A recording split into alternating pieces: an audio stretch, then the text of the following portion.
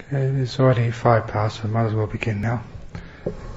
As some of you who've been on retreats before notice that on these morning talks I try to focus them just on the practice of meditation and giving as little theory as possible, simply because you can read the theory in books or listen to how it all is supposed to be in cassette talks or MP3s. But here I wanted to really stress just how we meditate and how we develop our mind, to give that the practical tips of how to get there rather than a description of what you'll experience once you're there. And as some of you have experienced, when you get into reasonably deep meditations, those deep meditations are just so difficult to describe because they are states of consciousness which we very rarely visit. And because human beings have had little experience of those states, sometimes we don't even have the language to describe them. And for those of you who've tried to describe your experiences to me in the interviews, you just know how difficult it is to put these things into words.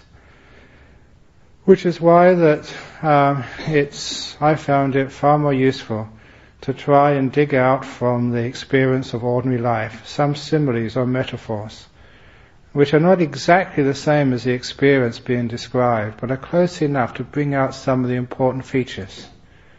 And it's those similes and metaphors which give the best descriptions of both how to attain those states and what actually those states are and how to deal with them. And one of the metaphors which I developed over the years, which I haven't mentioned yet, is going to be the subject or the focus of today's talk. And that is the simile of the 1,000-petal lotus.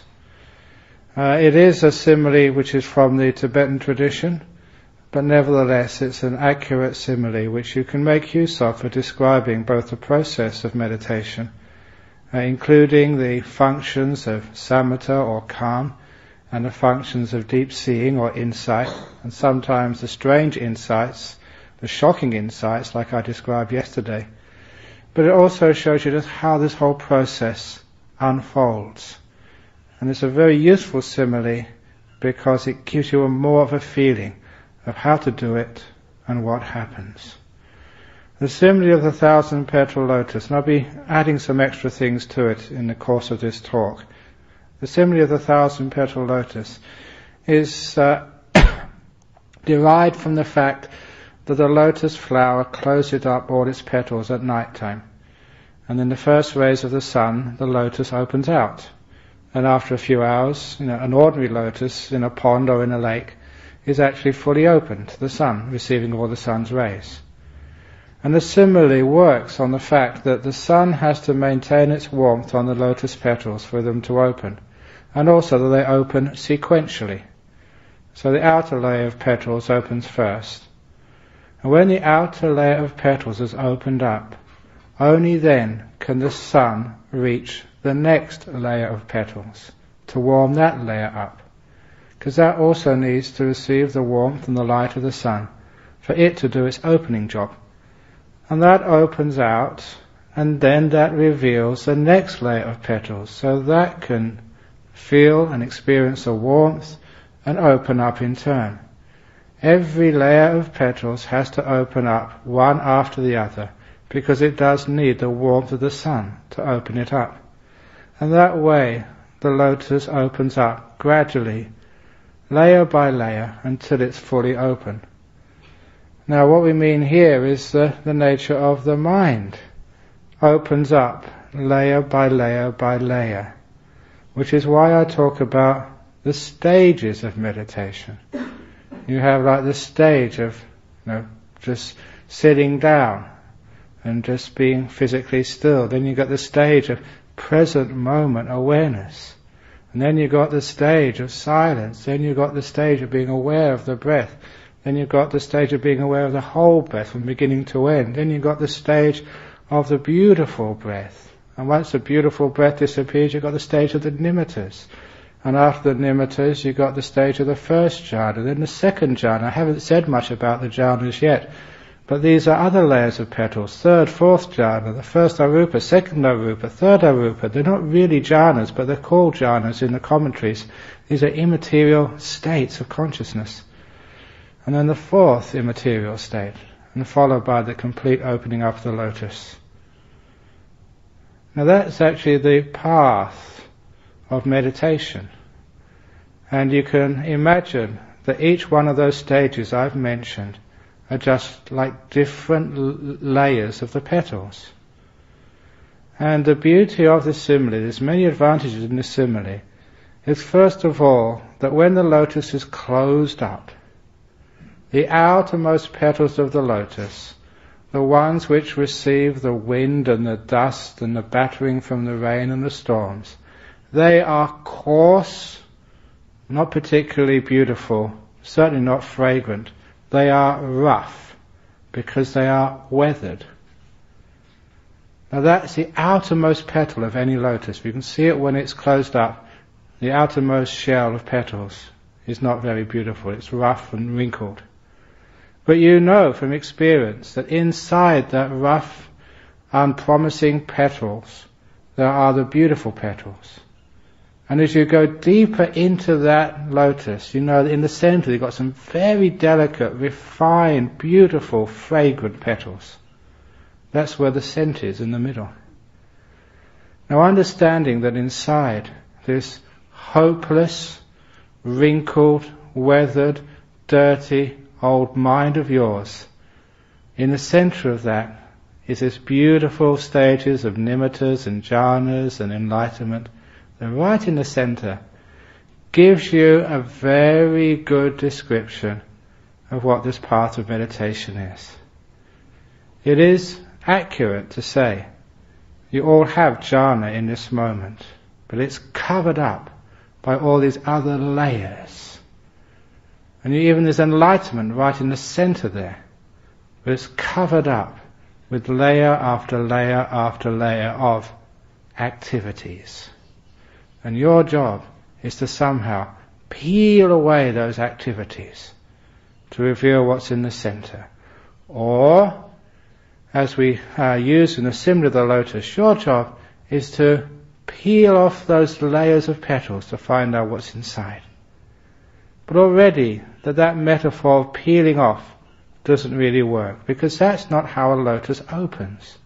A lotus opens, you need the sunshine to warm it, gently, persistently, for a long period of time.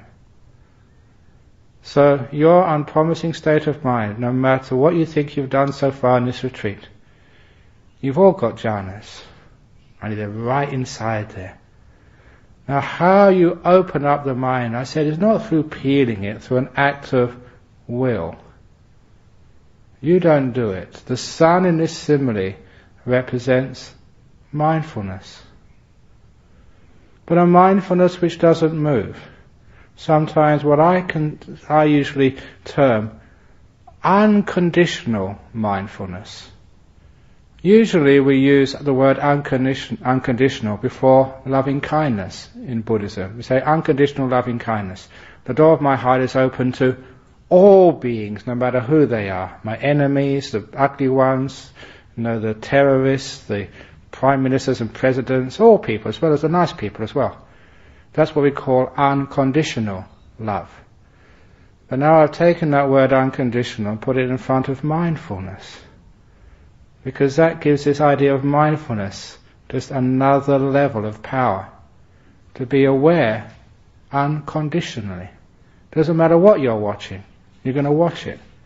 You're going to watch without judging.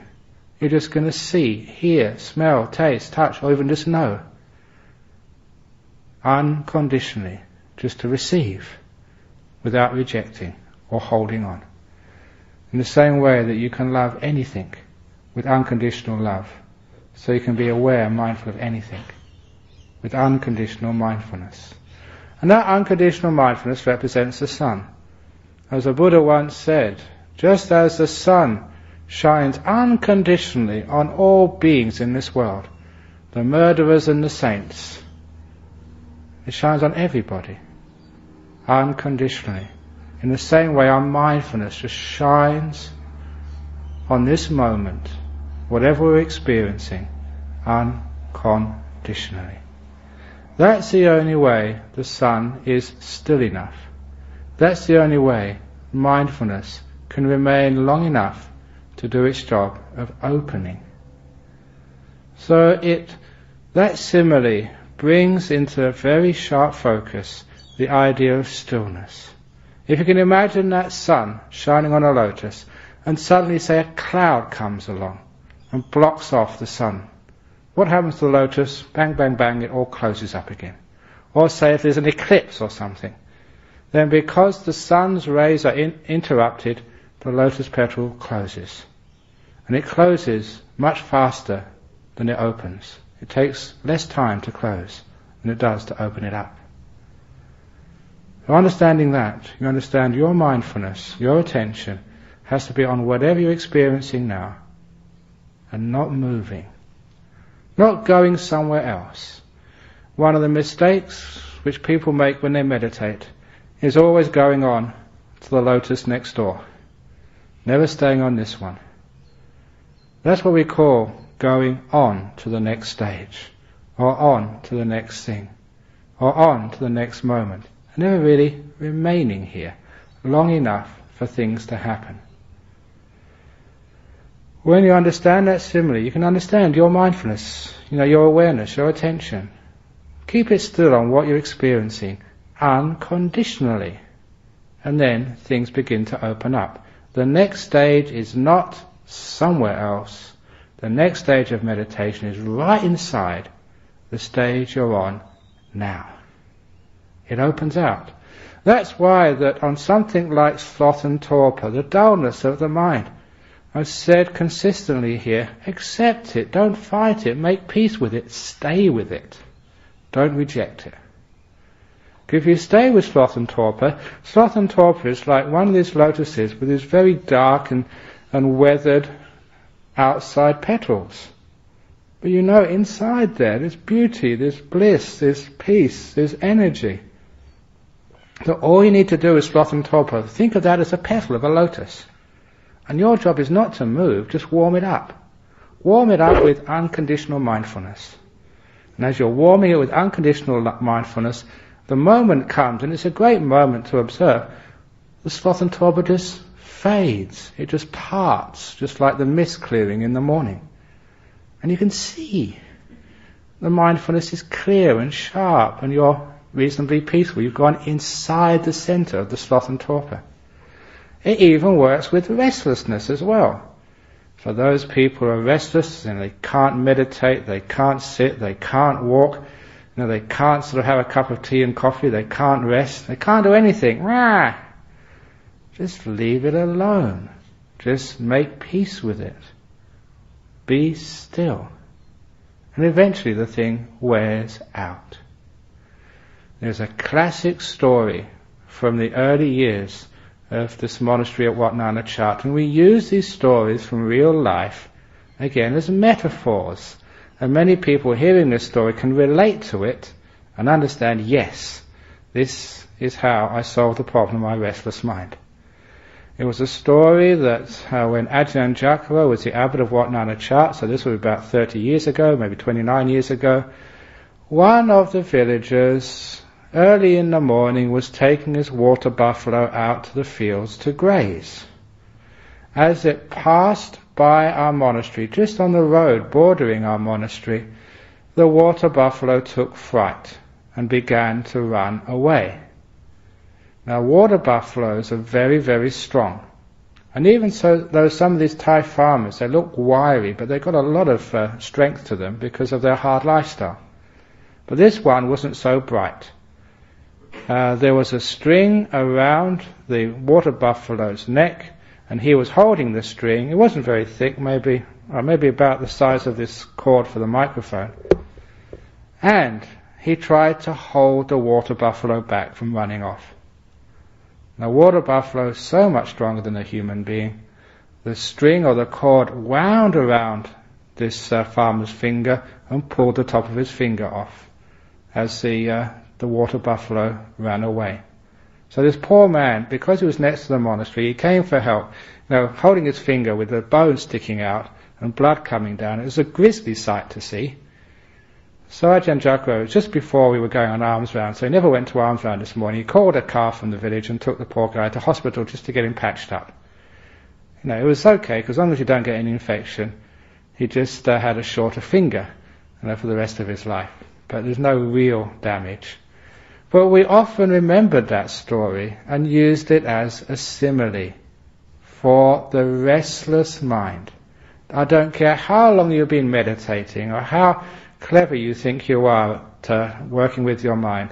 There will come times in everybody's meditation practice, including the nuns and the monks, when your mind is like a water buffalo and it just wants to run off.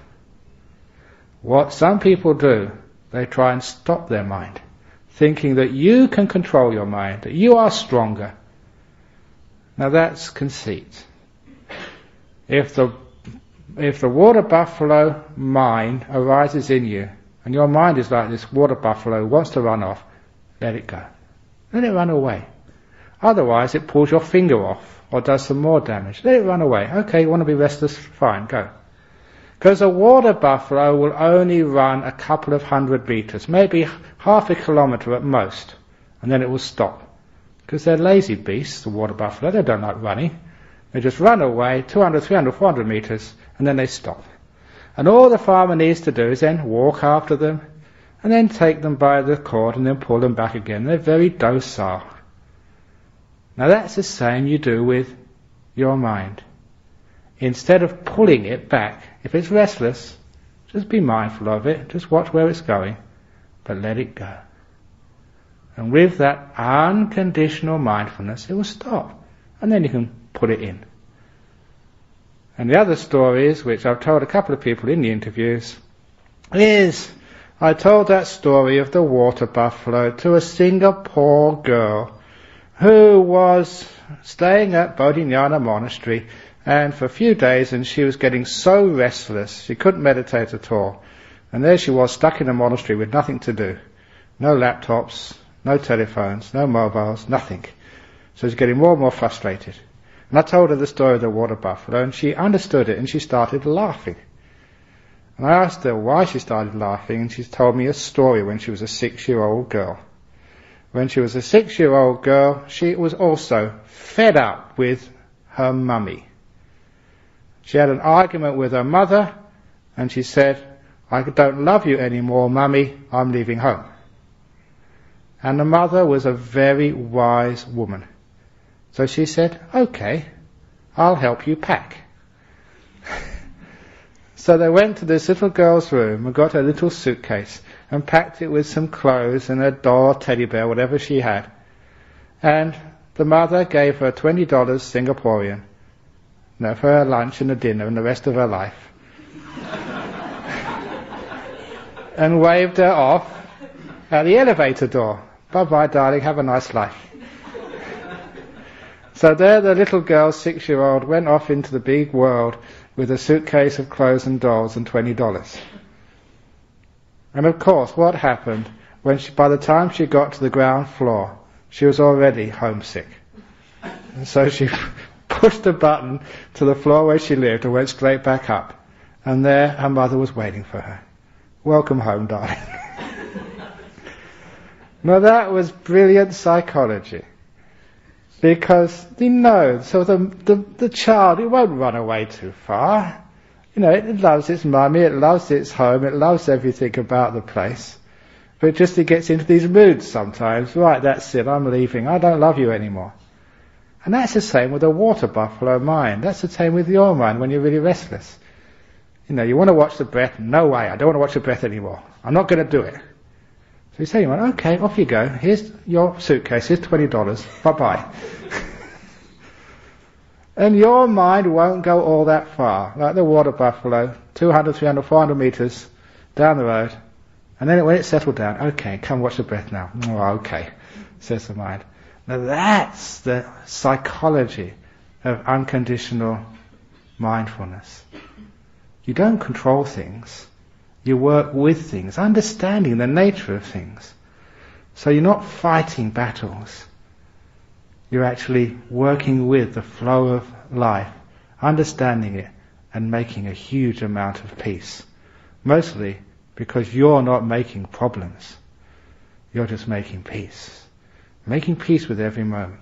And by doing that, you see, making peace with these very unpromising petals which you happen to be looking at right now. It doesn't matter what it is right now you're watching. It doesn't matter what you're observing. What's in your mind now, the state of mind, is not the main thing. It's making sure you've got unconditional mindfulness on it. Just watching. And it's a wonderful experience when you try this. You actually see the things open out. After a little while, just the sloth and torpor, the restlessness opens. And you've got peace. And sometimes that I've been doing this with just present moment awareness. Just be in the present. You don't even want to go any further or deep in the meditation. You put your mindfulness on present moment, just being now. Now this is a very important thing to stress at this time of a retreat. Some of you have already packed your bags. If not physically, mentally.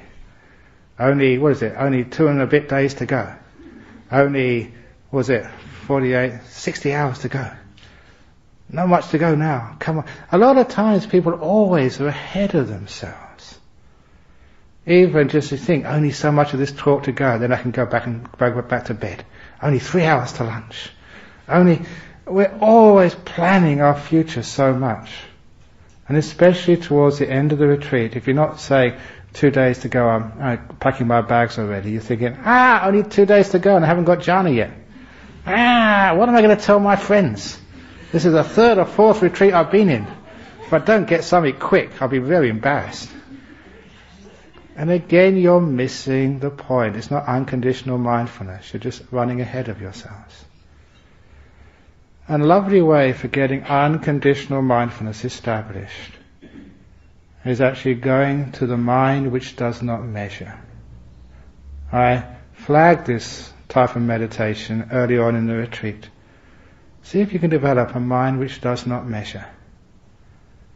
There is a very famous poem in the Chinese Chan tradition called the Poem of the Third Zen Patriarch, which began with a very powerful opening couple of lines, saying, "The path is easy for one without any preferences." And of course, that sounds very profound. And at first I thought, that's rubbish. I'm Theravada, I don't believe in all this Zen stuff. But then again, over the years, you start to contemplate that. And what did this fellow mean? Because that was obviously a powerful statement which many people remembered and which meant a lot to people's meditation. The path is easy when you don't have any preferences. It's all talking about having a mind which doesn't measure. What do you mean by a mind which doesn't measure? First of all, a mind which doesn't measure time. We are great time measurers, just measuring the amount of time we sit in meditation. And some of you are already trying to beat your record of how long you can sit meditation. Or you're measuring the depth of your meditation. How peaceful am I? And is it as peaceful as the last meditation? You're measuring things. And if you have got a good meditation, a really deep meditation so far during this retreat, you'll find you'll measure every meditation from now on by that one. And you will suffer immensely because of that. The mind which doesn't measure is like, I don't compare this moment with another moment. I don't even measure seconds and minutes and hours and days. All I measure, if anything, is this moment. Just now is the only time you ever had. And for those of you who have achieved present moment awareness, and it's been stable, how many of you have been able to meditate and time has no meaning for you? You've been sitting down there and you thought it was 5 minutes. You haven't been asleep, but hours have gone by. And it's just been like a second. Not really a second. It hasn't had any meaning at all. Time. What you've got into here is you're not measuring time anymore. And that's a huge amount of freedom. So during this retreat, doesn't matter how many days have gone past, or how many days are left, or how many hours are left till lunch, don't measure time.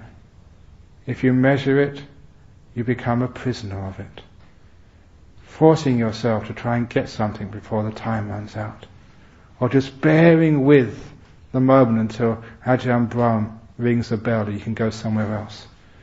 On those retreats where we did keep these schedules, I remember this retreat I gave in Sydney, and at the end a woman came up to apologise and told me she had a love-hate relationship with me throughout the whole retreat.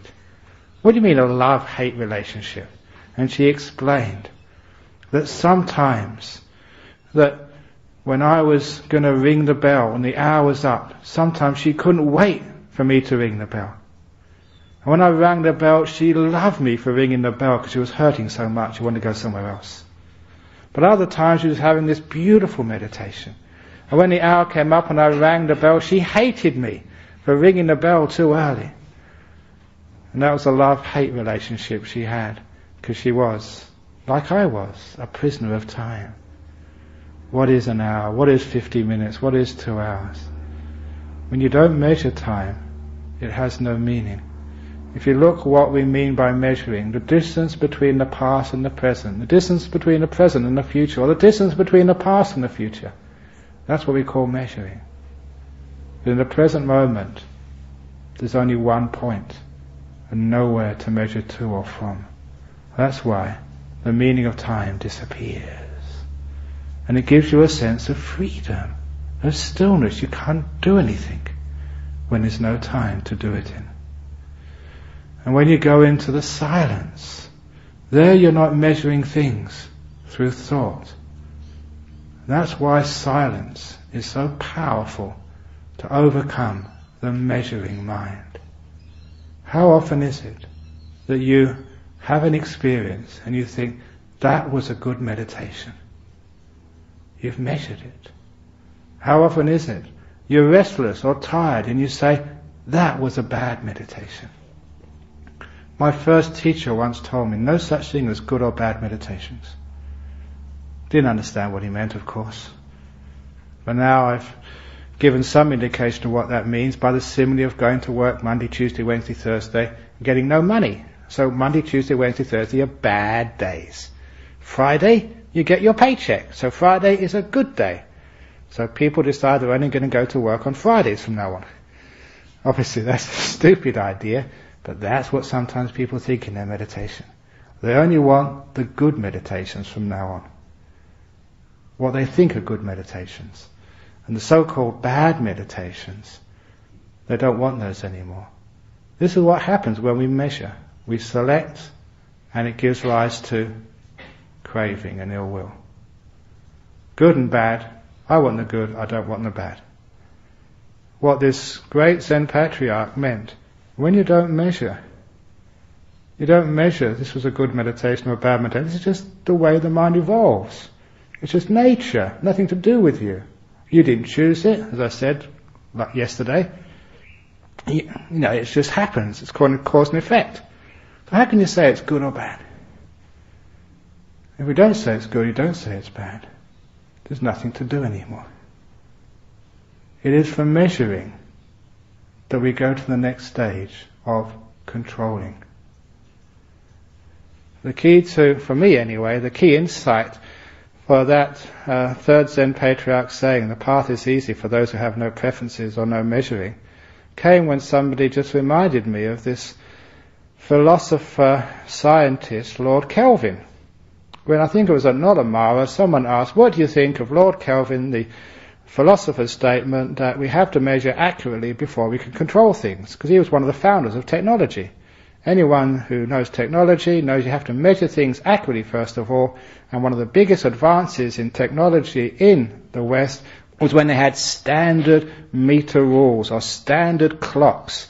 So you could measure things absolutely accurately, and then you could have technology which controls our world. And it was a very powerful insight by that Lord Kelvin. But, I turned it around and said, how true that is. You have to measure accurately before you can control things. So if you don't measure at all, you can't control anything. And that became a very key concept to letting go. When you measure something, the next stage will almost follow almost automatically. You will tend to control it then. When you don't measure it, it's out of control, you have to let go. Good or bad meditations, when you measure them, the good meditations, you want to have them again, or more likely, have them better. Once you've got the measuring scale, you want to go up, up, up, up.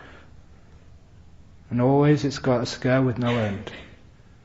Or you've got a bad meditation, and you get depressed. You get fed up, you've got no energy anymore. All because you're measuring things.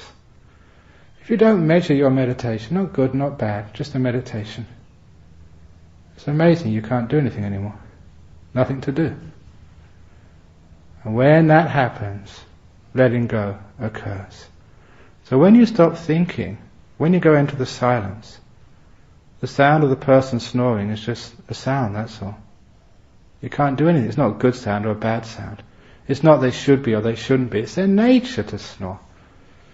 When they burp, it's just their nature to burp. What do you expect?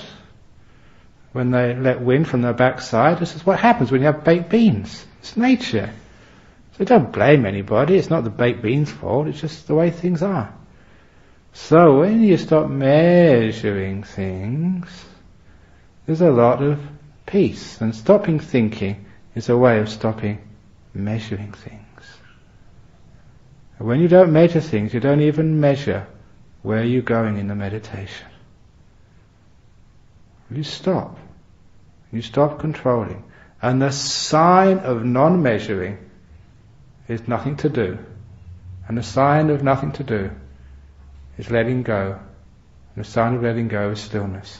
And the sign of stillness is the lotus starts to open out. This is nature. When that warmth is staying on the sun, on the lotus with unconditional mindfulness, unmeasuring mindfulness, the lotus starts to open up. Easily. The path is easy for those who don't have any measuring mind. So be careful. So when the lotus starts opening up, I've got breath now, it's getting really beautiful. Now what stage is that? That stage this, and I've got to go to the next stage. There's 2 or 3 stages ahead of me, and mind you're on this stage now. You've got into the measuring mind, you're stuffed up. So don't measure at all. Just know this moment.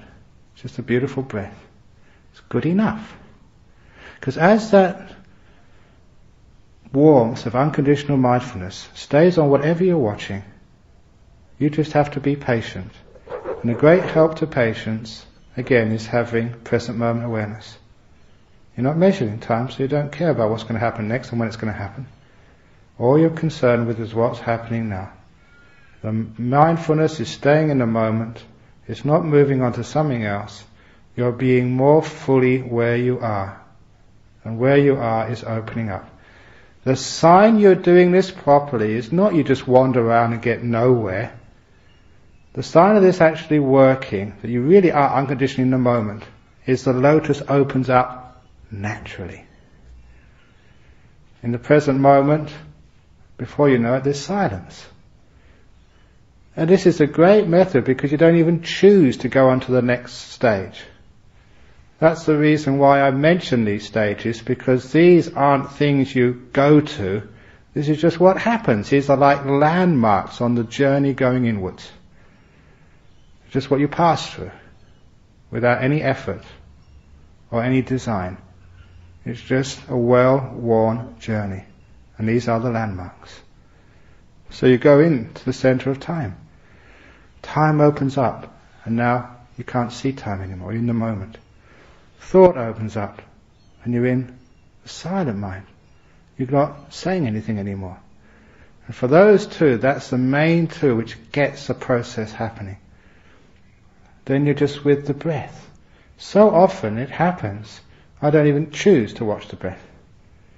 I just present moment awareness and go, be still, unconditional mindfulness at this moment. And these things just happen by themselves. I'm in the moment. Then it becomes silent. Then the breath happens. Then the breath is full in the mind. See, from the beginning to the end. And it's a beautiful breath. Then just a nimitta comes up.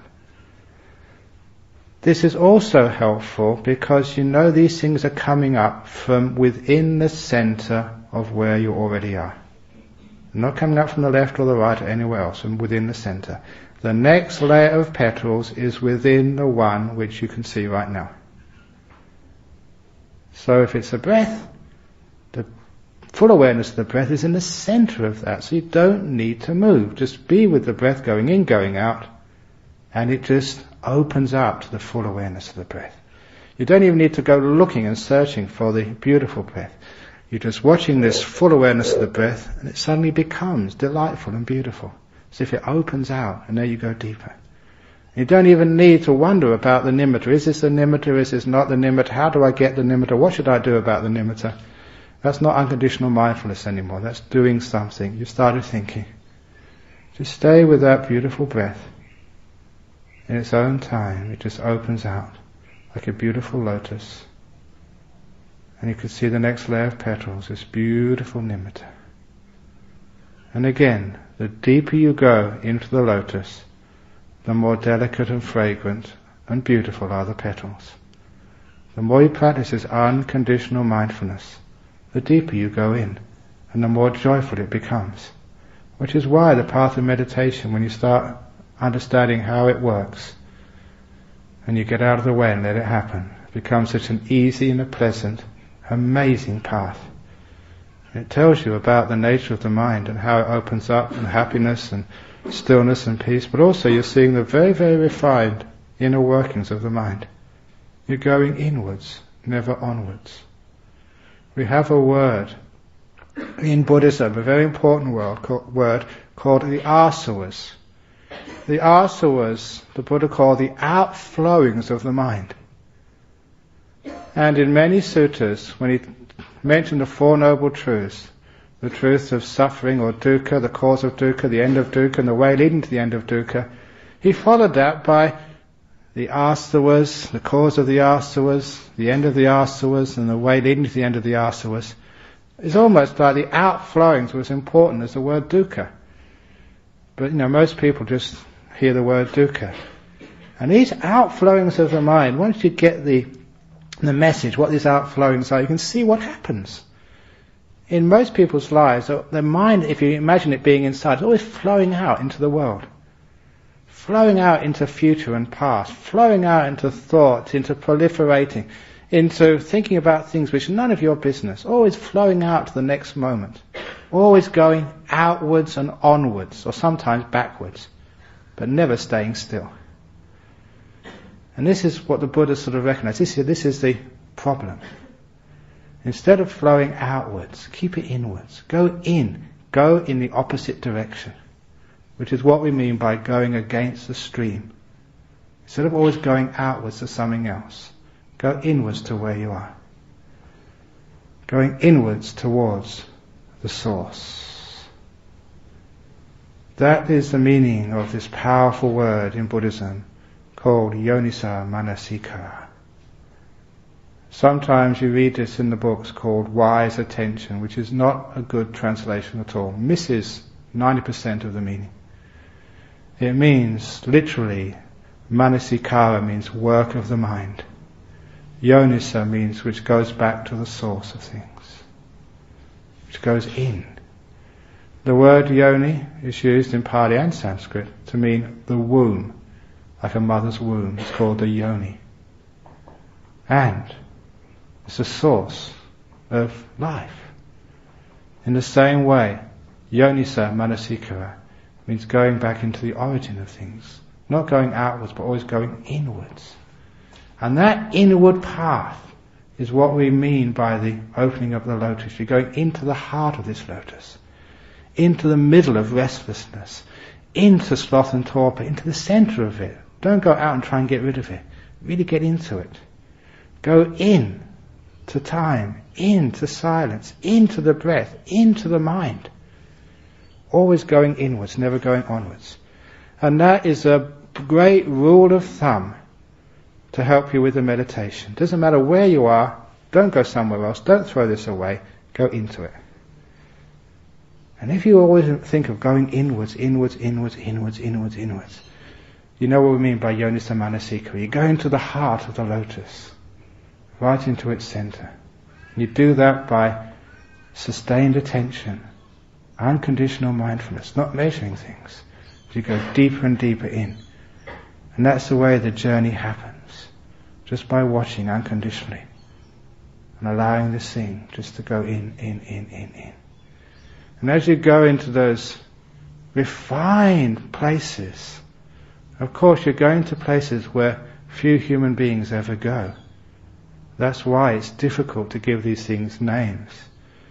That's why it's very easy to misunderstand what they truly mean and call it union with God or sort of cosmic consciousness or whatever. But you keep going in. And as you go to this nimitta, you find yourself falling into this nimitta. It's beautiful light. Or the whole thing envelops you and you get into incredible bliss. And you go into that. Always going in. It's like petals of lotuses opening out one after the other. And you go deeper into them. That's what we mean by yonisa manasikara. The mind works to go into the center of things. And obviously the closer you get to the center, certainly the more still, the more unworldly it becomes. And those are the jhana experiences. Which is why there is, somebody already asked me this, but I got the wrong quote, because I didn't really understand what the question was. They asked me this word of another, or like getting some teachings from Aryans, where does it come from?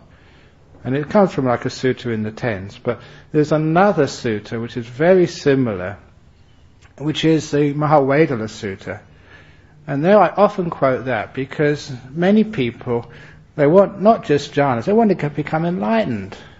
At least they want to become a stream winner in this life, and why not? And say, how do you become a stream winner? How do you actually see the Dharma and see what the Buddha saw? How do you become Aryan? And this is a brilliant teaching. We say there's two causes for seeing the Dharma, for being a stream winner. You need both of those causes there. One is like the word of another, which is like the teachings of the Aryans. You need the map. And the other one is yonisa manasikara. Work of the mind which goes into the center of the lotus, which has got the map, has also got the experiences. So you're getting close enough to the center of that lotus to get some idea of what's in the heart of things. And that's why when you get into that second jhana layer of petals, one of the things you see there very clearly is an experience that there's no one who's doing anything. The will has disappeared. And you go even deeper. Even if you don't go deeper, I use the simile of the lotus, extended it slightly by saying those inner petals of the lotus are so thin they're almost transparent. And even from the first jhana you can see to its center. Let alone the second or the third jhana. You can see that even the knower is nothing there. You can see right into the heart of the lotus. And see what in Tibetan Buddhism we call the jewel in the heart of the lotus. What in that famous mantra, Om Mani Padme Hum. Mani means the jewel. Padme is in the lotus. We've got Padma here. The jewel in the heart of Padma. Om Mani Padma Hum. The jewel in the heart of you is Nibbana. Cessation, emptiness, nothing left. Now that's actually the great insight, which again, counterintuitive, can't see through thinking, you have to go to the source and origin of things. So by opening the lotus, you're being able to see what's in the heart of things. Sure, you might call opening the lotus samatha practice, because you have to keep that attention still, to have unconditional, unmeasuring mindfulness on this moment, on this silence, on this breath, on this beautiful breath, on this nimitta, on this jhana, to be able to go in. And you go in far enough, and then you can see what's in the beginning of things, in the heart of things, in the center of things. And that's where the big insights come into what enlightenment truly is, what Nibbana is. It's always fascinating as a monk just to see how people wiggle and squirm and try and find something in the heart of their lotus. Anything will do, please. It's as if they've worked so hard to become enlightened and they want someone to be enlightened at the end of it all. They've worked so hard to get to Nibbana and now they want to enjoy it once it's there. They're missing the whole point. This is counterintuitive, a new way of looking, a new way of understanding, but this is actually what happens. You're opening the lotus of your body and mind. So, the main points of that talk today is, whatever you're experiencing, this is good enough to work with. Anything is good enough to work with. Have unconditional mindfulness on this. Don't move, don't select, don't measure. And after a while, it will open up. So every meditation is a good one. Everything can be used. No matter how restless, how crazy you think you are, you can still get into deep meditation. Even if you're sick. I certainly remember the time when I had typhus fever in Ubon Hospital. And that was, my first year was about 31 years ago. And that time Thailand certainly was a third world country. And the northeast of Thailand, for those who don't know it, that was the backwater. That was a whoop-whoops, beyond the Black Stump area of Thailand. And in the hospital, the monks' ward was the worst of all the wards. Because no one put any money into that, it's just monks, they're the tough guys. So when I first went in with this typhus fever, I didn't know what it was, no one knew what it was. After a while I actually found there was these mites in the forest around Bungwai, which carried the disease of scrub typhus. But because all the villagers in that area had got a natural immunity, because they'd grown up in the area, it was only when the Western monks came and started getting sick that actually we knew there was typhus there. And for years it was never diagnosed. It was only when a smart doctor came along from Bangkok and started coming to the monastery and said, "This looks like scrub typhus." And he checked with the health department. No, there's no scrub typhus in the area. He looked again and said, "This looks like scrub typhus." No, there's no scrub typhus in the area. So he used his contacts and got some researchers from Bangkok to take some samples, and yes, there's scrub typhus in the area. It's just because the locals had immunity, but obviously we didn't. So it really wears you out. It's like typhoid fever. So it's much, much worse than the flu. And I remember going into that hospital feeling terrible, and the first night at 6 p.m, the nurse went, they had a nurse at the end of the ward. Nurse went away. And I was waiting for the night nurse. And then by 7, 8 o'clock, night nurse hadn't turned up. So I talked to the monk in the next bed in Thai. Shouldn't we sort of tell someone the night nurse hasn't come yet? This is my first day in that hospital. And they said, "What do you mean night nurse? There is no night nurse. If something goes wrong in the middle of the night, that's just bad karma." No, I want to go home. But the worst part of that experience, there's many worse parts of those experiences, but I remember even just, sometimes you're so weak and there was no one to help you. Because all the other monks were really weak. We tried to help each other when we could. Just even going to the toilet was the end of the ward. If you had really good karma, you got a bed towards the end of the ward, close to the toilet. That was like the first class, the first class or business class beds were at the end. And where I was the economy class, right down the back.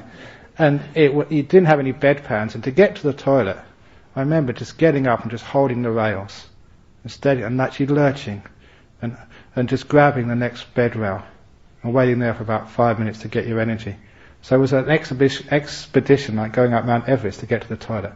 But once you got there, you stayed there to make sure everything came out, because you're not going to do this twice a day.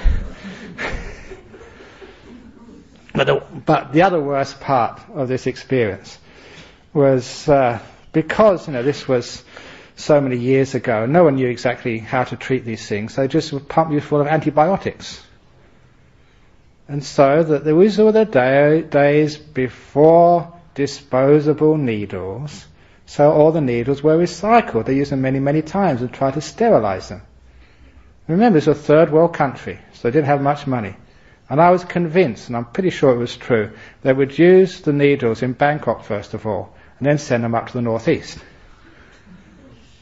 And after using them in the main wards, then the needles would then be used on the monks, because we were the tough guys. And those needles were so blunt that when they never injected you, they had to stab you in the buttocks. And I always remember this nurse. She was like a middle-aged Thai lady. She was built like a water buffalo because she needed that strength to actually push it into your buttocks. And no matter how much metta I tried, no way could I have metta towards that nurse. I hated her. And twice a day you see her coming in. Oh no. It's bad enough having a fever, but having your buttocks like they've just been caned by the headmaster. Oh, it really stung every time they put them in. So that was a terrible experience. And so there I was, just feeling just so terrible with sore buttocks and this nurse coming in twice a day. But even then, I remember one day getting so fed up, I decided, no, I'm going to meditate. Just let it be. And you do these experiences and you get into incredible deep meditations. And what it proved to me is that it doesn't matter what your body's up to. If you know how to go in, and go in, and go in, and go in, it doesn't matter what that petal on the outside of your lotus looks like. Beneath that, underneath that, inside of that, there's the most amazing, beautiful, fragrant, joyful petals. It taught me that you can use any lotus to get into jhana. You can start from the most unpromising states of mind. As long as you know what to do. Unconditional mindfulness, stay still. Don't try and go anywhere. Make peace, be right here, and wait. And see everything just open out. Just buttocks open out into just a body which is not hurting anymore. Go into your breath, you can't feel the body, it's gone. Into the breath, and the beautiful breath, into the beautiful, these amazing nimittas. Where the heck do they come from? They're always there all the time, deep inside. So if you know how to go in, with unconditional mindfulness, you can open up any lotus. And there you'll find the ability to easily meditate, no matter what you're doing. Even if you're really sick, even if you're dying, as long as you go into the center of things, go into the middle, with unconditional mindfulness, you'll find you go to places where that pain and sickness can't reach. Go into peaceful, deep places. You go to the center of things. And who knows, one day you may go so deep into the center, you'll be able to see what's right there in the middle, and see the emptiness. And from then on, you'll have no more problems. So that's the story of the 1,000-petal lotus. How to meditate, how to become enlightened, with no preferences, the easy way. If there's a shortcut, that's it. So please, take the shortcut. You've only got a couple of days to go.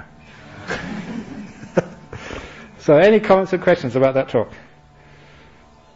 1,000, yes. Well. Could you say something about not measuring virtue or not measuring virtue, karma or merit? Not measuring virtue, karma or merit. Yeah, that's sometimes when we get judgmental about ourselves and think, I'm terrible, I'm awful, and often once we measure, we call that judging. And I always made the connection.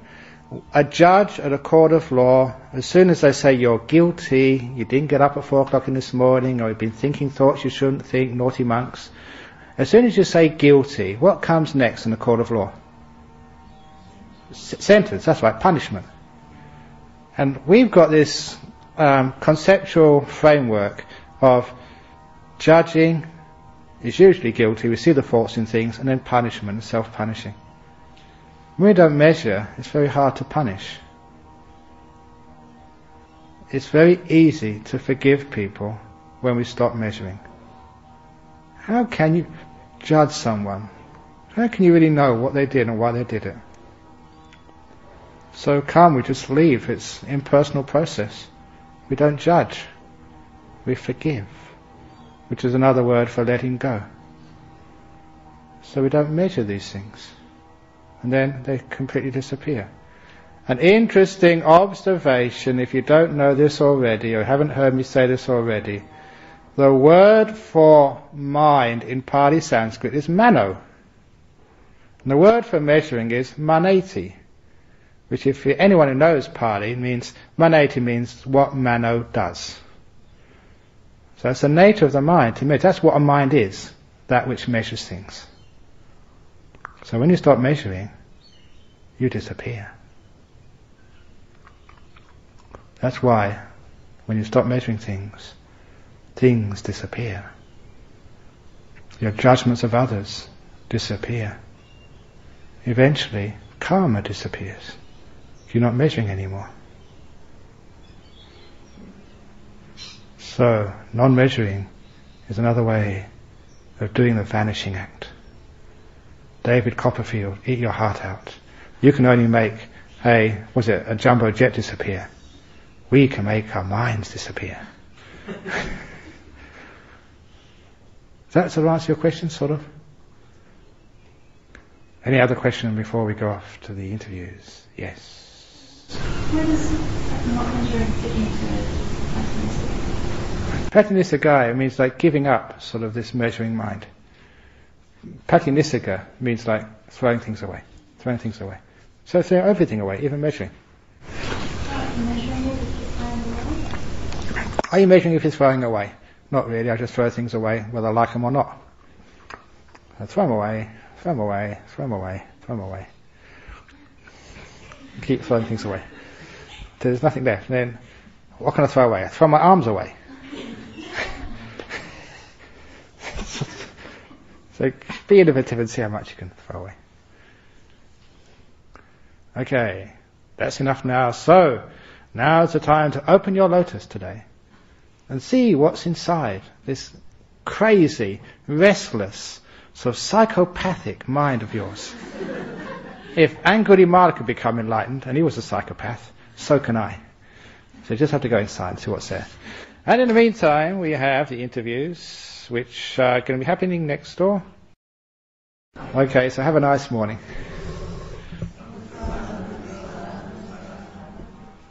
But make sure that when you have your lunch, you don't have the extra portion. No measuring. You